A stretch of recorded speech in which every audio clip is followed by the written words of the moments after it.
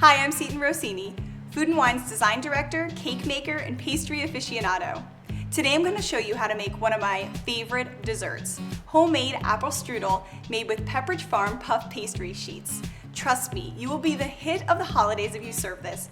And the best part is, it's as easy to make as it is delicious. Preheat your oven to 375 degrees. Add your egg and water to a small bowl and beat it with a fork.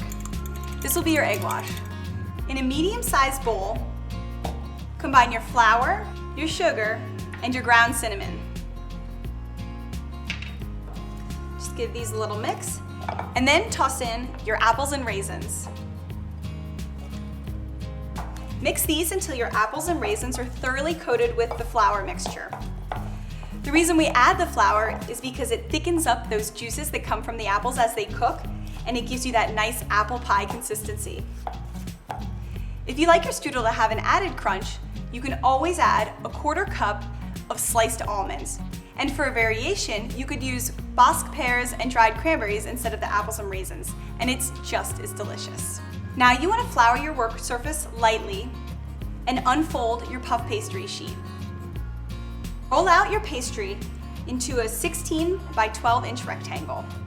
With the short side facing you, you want to spoon out your apple and raisin mixture and nuts if you added those too. And you want to make sure to keep about an inch border around the outside of the pastry sheet so it makes it easier to roll up. Then you want to roll it up like a jelly roll. Place your strudel on a baking sheet, seam side down, and then we're going to tuck in these edges so those apples stay put. Use your egg wash mixture to cover the pastry completely. Then cut some slits in the top to act as air vents. Now your masterpiece is ready to go in the oven.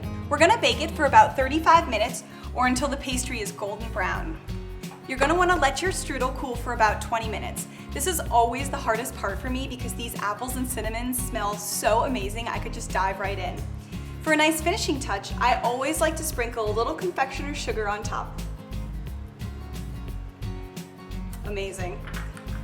I'm Seton Rossini, and I hope your guests save room for dessert because they are all going to want a slice of this strudel, or two. The only downside is there won't be any leftovers. The apples, cinnamon, and raisins in this homemade apple strudel pair perfectly with a sweet dessert wine like this Sartène.